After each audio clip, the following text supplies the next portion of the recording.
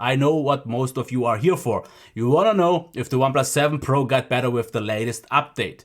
You will know that once you've watched the video, but what I can tell you already so far is if it got ready to be reviewed by me. But well, I guess since this video is a thing now, it is ready and I am ready. I'm actually pumped because I really enjoy this format.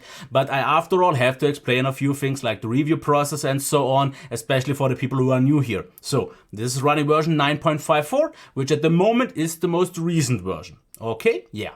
And this is also, by the way, the version that DxOMark used for their, well, questionable score of 111. But it's fine. But of course, I can tell you that it got better in all aspects. If it's enough, though, to change my mind what I said before, like that this is not quite a fully flagship camera yet, well, we'll see later on. But we'll also actually later on see one more thing. Another update, like in a week or so, because OnePlus already announced it, which should even further improve Nightscape and add a few more features. So that already makes it hard to fully judge this phone, but we can, well, see what's up for now. And if you like this video, if you like the format, let me a comment, reshare this video and give it a thumbs up so I know that. And I also know, what's coming. A lot of people will tell me to use Gcam.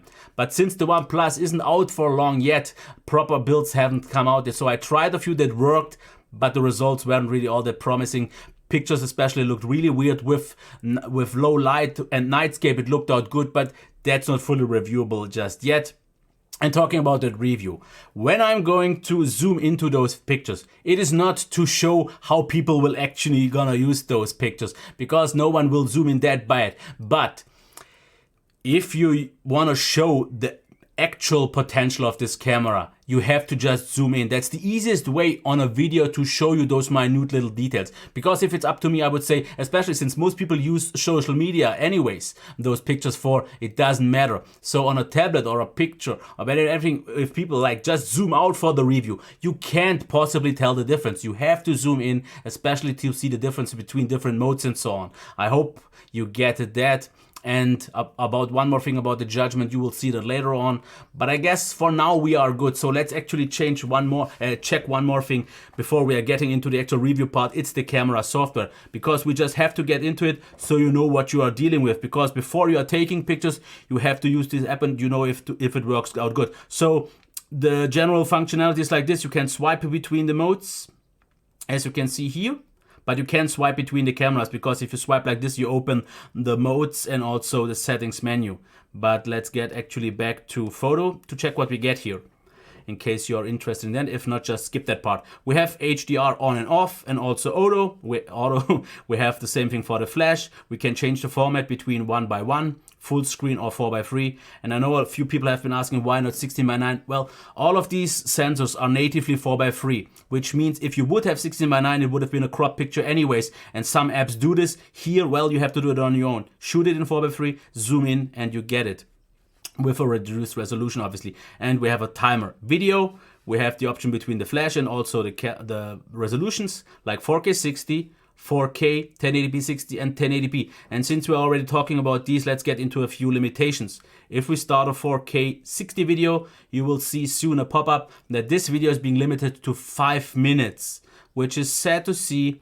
And it's actually also sad to see that this limit is here, but with 10 minutes in 4K 30, which just limits this camera for longer videos, which is quite deadly, especially since third-party camera apps have no limit. But that's that. In terms of photo, we had that Nightscape. Well, you can change the aspect ratio again, the timer. I don't really want to drag this too far. For example, in the Pro mode, we have the option between RAW, JPEG with 48 megapixels, and JPEG, timer, then this one, and for example also you can save them. But let's quick the rest. The usability is pretty much the same. Time lapse also between 1080p or 720p. Portrait mode obviously also with a bokeh mode, or I mean a beauty mode. Slow motion is available in 1080p with 240 frames or 720 with 480. Also the flash and panorama is what it is. So now let's take a look at those settings, because if you open this up, you see all the modes. But what I actually like maybe most is that we can actually get rid of some if you don't use them. Like for example, panorama, slow motion. If you never use it, just get rid of it. And you can also change the order. Unfortunately, you can't change the first two ones. Those are fixed. I would have actually wished for those to be kind of movable as well, but at least that's one thing. Then we have ultra wide lens correction, manual HDR control, smart content detection, store location data, shutter sound, quick capture, grid, watermark, mirrored photo, histogram, horizontal reference lines. So I guess now you know how the camera works. I definitely think it works pretty easy. It's pretty convenient to use.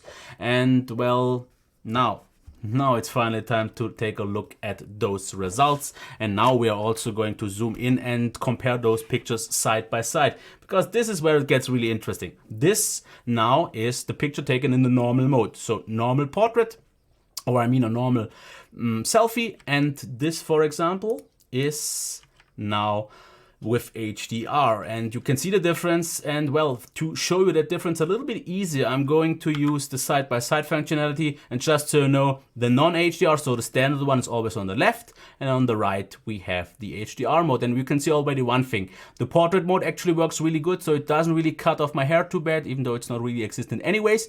But what I've noticed is that the HDR picture, for example, got the head a little bit better in terms of the lighting. So here it's overexposed, but if you just look at it properly, this looks a little bit dull, and live, I said, it looks quite flat. So this, in my opinion, looks just a little bit more pleasing, even though this one might look better. And this is pretty much a kind of ongoing thing. Even though what I've noticed is that, for example, the bokeh mode doesn't seem to offer you the option between HDR or non-HDR. So here in a normal mode, you still have it. But once you shut, for example, as you have seen, here it switched between HDR and non-HDR for the bokeh mode. Here it doesn't really do that.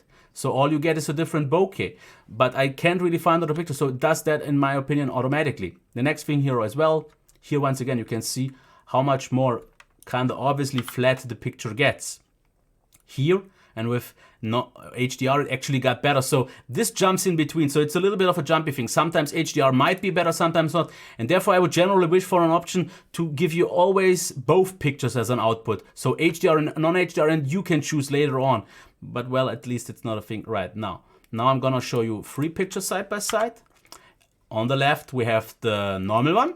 On the right, we have the one with HDR, and then we have bokeh. And as you can see here, the one with bokeh this time uses non-HDR. You can see that by the lighting here, because here it's a little bit more, and also the color looks a little bit more flat. So this one looks more flat. For example, here with HDR, it looks now a little bit more pleasing. But like I said, it's not a consistent thing.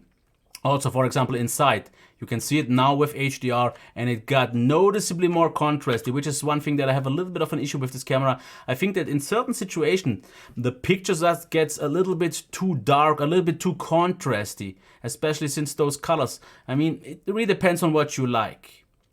But yeah, that's that. Next picture is with the bokeh. That works out nice, and this time I also used HDR.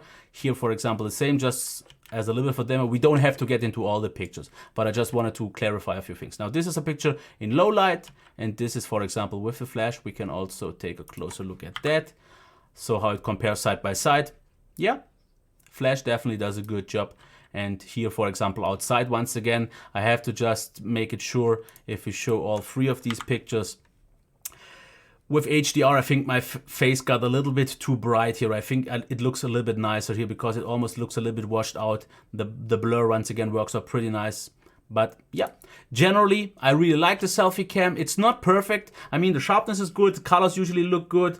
But especially HDR and some things are maybe a little bit like, yeah, a little bit inconsistent. And sometimes my face, especially on video, gets a little bit like orangey. But generally, especially with the good bokeh mode, it's still a pretty nice, well, selfie cam. Now let's get into low light. That's the one thing that's so important for so many people these days. And this is the normal picture, and this is nightscape. And I mean, at first glance, you might now think it looks way better, but we have to get into the nitty-gritty details just so you can see those.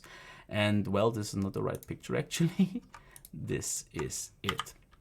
Well, let's zoom in so we can actually see what changed. So, as you can see here, the font got a little bit more contrasty, so you can easily read it. But the sharpness, if we look at it properly, actually did not change, because here you can read the text just as easy as you can here.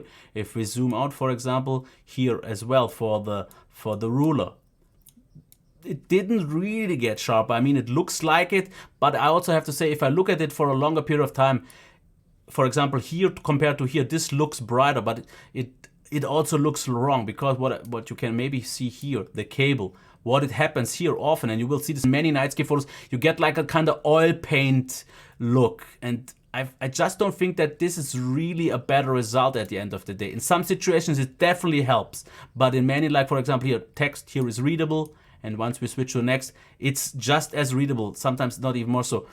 I'm still quite hesitant to say that the night mode really works better. Like for example also here, let's check that one. I mean, text didn't really get sharp. It actually looks a little bit more blocky here than compared to here. And also this looks way more correct than this. So I'm just gonna go out on a limb here and say the nightscape mode is not working good, but in some situations might be worthwhile. For example here, you can't read the text. In the night mode you can. So let's get that closer as well. So you can see, you can barely make out the text, and here it's pretty easy. So in case you need that little bit more visibility at night, even though it might look in details a little bit less good, then just use it after all. And this is the last example right now here. This is the normal picture, this is the picture with night mode, and this is with the flash. So let's compare these three side by side so we can see if something actually improved. So checking the text here, it looks pretty much just as good or bad in all three cases. Here, for example, the Adidas, you can read a little bit easier. It's actually Adidas, if you spell it or pronounce it correct. Here it's pretty much just. It actually got a little bit worse on the night mode. I mean, at first glance, you might say night mode works better because you can see this texture better than you can see it here. And it looks better here on the flash. But yeah, I think, especially since we have OIS, the normal night mode, or I mean the normal pictures at the lower light situations actually are my preferred solution, because those actually already look pretty good. So nightscape is not necessary. And I know I'm sounding too negative, but I just don't think this is a good solution of this mode. And for example, I did it even way darker here. And well, as you can see, if you need to see at least something, then use it if you want to, especially since in some situations, like for example here, it definitely heavily helps, because as you can see now, you can read the font way easier, you can see the texture way easier, and you can see something more detailed after all. Sometimes the edit, even though I think it's kind of more like post-processing sharpness, helps. Okay, now let's take a few looks at pictures outside at the morning. But now quickly get out of that, so we are rid of that. You see a lot more texture, like for example here with the night mode. The actual sharpness is not really better if you look at it a little bit closer. And I definitely think that this is the easiest way to make this obvious, because if you want, in this case, a definitely nicer looking picture, it's definitely the one with the night mode, because you can see so much texture in the stones, where here everything is washed out. So I'm not saying that generally is not a good option, but therefore I would have really liked to always have both as a combination. And here once again, so it looks definitely, I mean, if you would ask two people which one do you prefer, without being able to zoom in, pretty much everyone would say that the one with nightscape is the better one. But let's get finally rid of that and get into the things like, for example, the wide angle and the zoom camera. First thing, wide angle, not a fan of that, because for some reason they had to use an autofocus cam where everyone else used a fixed focus, and I don't think it was the best solution, because as you can see, the center, for example, is in focus and it is okay, but the sides are always very blurry. You can see this when we zoom in, then the sides are sharp. This is with the normal lens. So I don't see the proper improvement. Like for example here also, very blurry and not good at all, where the center is noticeably better. If we zoom in, well, that side is also good. So yeah. Then for example, to show this also side by side, in this case, for example, it at first looks better because there is not really any unsharpness or blurriness on the sides. But if you look at it a little bit closer, the contrast is just better. So I don't think it's a good wide angle cam at all. And I would almost like to say that it is good enough if you really need that wide angle, but it's one of the weaker wide angle cameras for sure. Now I want to show something that definitely has a legit reason to be there, which is the zoom mode. Because here, for example, with the normal lens and here with the 3x zoom, and you definitely can't see how much better it is yet. So we therefore have to zoom in. And now let's do one thing. Let's take the head of the Buddha here and get it up full, like full ahead like this. And you can see it's still pretty visible compared to the amount of zoom that we used. Now let's do the same thing with the standard camera, and you can see you get a pixely mess. And this just shows how much better the zoom camera actually is. And I think 3 times zoom is actually a legit zoom, because 2 times zoom, in most cases you could just take the normal one and crop in, the quality would have been the same. But at a 3 times zoom you definitely see the difference, especially here, for example. You see everything, and it's a pretty nice picture, and we can see this boat, okay? Remember that for a second. Now here it's zoomed in. The boat is obviously way easier to see. Now let's see how much the zoom actually improves. Okay, so let's zoom into the boat with the zoom camera, and we can make out that it says something like duet here. We can also actually see the express, but you can read duet. Now let's try the same with the camera, with the normal one zooming in all the way, if that would have been possible. Well, I guess not. Absolutely not. So yes, zoom cam is absolutely legit. Now, next few ones, for example, here, once again, wide angle, super blurry on the sides, okay in the center. The normal one, well, good from one side to the other one, and the zoom once again. So we've covered that now. So let's get into the pictures and show off the differences between HDR and non-HDR. This is non-HDR, this is HDR. And I think the difference is pretty obvious. It gets a lot more contrasty. That's pretty much the only thing, because I don't see any added sharpness, which HDR is obviously not there for. But in this case, it actually looks nicer because we get a little bit more texture on the leaves here. But in the next case, for example, I think this is what you will see sometimes. It is just a little bit too much. I think, as you can see, the difference between this. In most situations, I would say non-HDR looks more natural, and HDR maybe a little bit too much, maybe also visible here, because it also gets noticeably darker, as you can see in a direct comparison. I mean, if you want a more pleasing picture, in most cases it is HDR. So I would have wished maybe something in between HDR and non-HDR. Here in this case, HDR is legit, because let's compare that. You can see that the sky isn't blown out. You can still see that. Yes, it looks a little bit flat, but yeah, this is more correct than you would expect. Now here, for example, this is one with the normal. This is one with HDR. And this one is with night mode. I just wanted to see how that one does in good lighting situations. So let's see the side by side. I would definitely say that the contrast and the colors look most natural actually here, in this case with the night mode.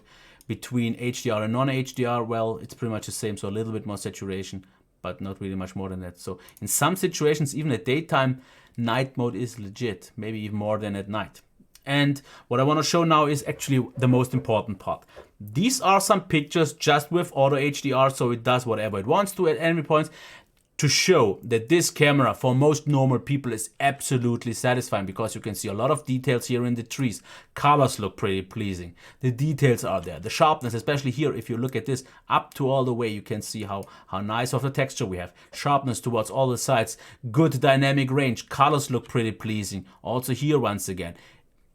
So let's say whatever I want in the details. If you just look at the picture like most people normally do, just normally using their camera, not thinking about HDR or non-HDR and so on, this camera does really well. Like for example here, details are there, sharpness is there. I mean, it's not overblown, because some people or some cameras usually tend to over-saturate or over-sharpen. Actually not the case here. That's maybe the only picture that I would have said looks a little bit like dull and lifeless, because that sometimes happens if you don't have the choice between HDR and non-HDR and it just did what it did, maybe not in the perfect way. Then just sometimes it happens that the pictures just look a little bit lifeless after all. Okay, we've covered that. So now I want to get into a little bit of a summary. So once again, and I'm gonna just read it off to make it quick. Selfies, contrast heavy, especially with HDR. We get this odd, sometimes, at least on my face, dark orange, which is just not realistic. It's either pale or red, but not really orangey. HDR, like I said, is a little bit of a hit and miss, but we get a pretty nice bokeh mode. It works pretty good and natural. Low light, like I said, pretty good by default. Nightscape is meh. It's mostly usually brighter and sharpening, and the picture is not really better, but in some situations, as we have seen, it can make a better picture, even though maybe not better actual picture, if you get what I mean, because sometimes it also happens with the paint, with the oil paint look. So I think in further optimized versions, which will come I think it just needs a little bit more proper tuning and it could turn out pretty good. Now the main camera, mostly very nice, sometimes look dull and lifeless though, like I said, in HDR, sometimes, yeah, a little bit too heavy and not always the best choice in auto. Now wide camera, wide angle, I think it's bad. The focus, usually blurry on the sides, not really a good solution. So it's almost like a non-usable camera in some situations, I would say. And the zoom though, absolutely useful and legit. Now let's talk about video. I'm not gonna show these, I'm gonna edit these at the end of the video as an unchanged video so you can get the better of it, but to get quickly into that. Selfie video, quality is pretty good. Also a little bit of some kind of odd orangey look, and also the exposure. You will see this later on in the demo. There is a heavy crop. I would have wished for it to be a little bit further away, like a little bit of a wide angle camera here. We get a good OIS, EIS. What I've noticed though, if you slightly bump the camera, there is this little bit of a blur effect, but usually a pretty good EIS. And one thing that I just don't get, why does this front camera have no 4K? Sensor, chip, can't do it. So why not? With an update, it could actually happen. I cannot doubt it though. Now main video, 4K 60 is actually really good if you have steady hands, because it's nice and sharp and it feels actually super smooth without actually too much of some shakiness going on. But like I said, 5-minute limit and well, 10-minute limit on the 4K 30. Also a little bit hard to understand why. But the EIS, I don't like it 4K 30. It looks very robotic with some motion blur. If it kind of tries to make EIS go what it does to do.